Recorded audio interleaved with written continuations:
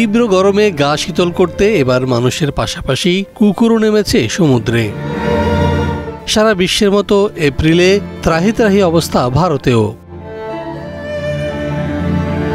তাই তো গরম থেকে বাঁচতে এখন মানুষ এবং কুকুর এক কাতারে। যখন তাপ বৃদ্ধি পায় তখন আমরা শক্তি হারিয়ে ফেলি এবং ঘামতে শুরু করি।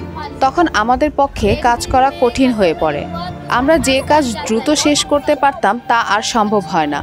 গ্রীষ্মে ঘামের কারণে আমাদের ফুসকুড়ি ও চুলকানি হয় এবং কখনো কখনো আমাদের মাথা ঘুরতে থাকে। 28 এপ্রিল রোববার ভারতের মুম্বাই শহরে জারি করা হয় তাপ সতর্কতা। এ সময় অনেকে শরীর শীতল করার জন্য হাজির হয় সমুদ্র সৈকতে। যেদিন তাপমাত্রা দাঁড়ায় 38 ডিগ্রিতে।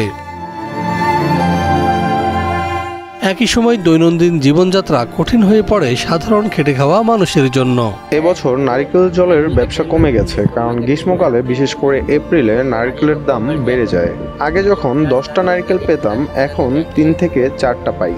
অন্যদিকে মধ্যবিত্তরা নারিকেল জলের জন্য এত টাকা দিতে চায় না, ফলে আমাদের আর্থিক অবস্থা খুবই খারাপ যাচ্ছে।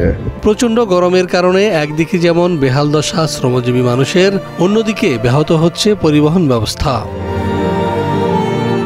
এমনকি হালকা ওজনের পণ্য পরিবহনেও দেখা দিয়েছে সমস্যা। আমাদের কিছু রাইডার ডেলিভারি করতে বাইকে যায় এবং তারা গরমের প্রভাব সবচেয়ে বেশি অনুভব করে। তারা মাঝে মাঝে মাথা ঘোরা বোধ করে, কিন্তু তাদের হাতে অন্য কোনো বিকল্প নেই, কেননা বাইক চালিয়েই পণ্য ডেলিভারি করতে হবে তাদের।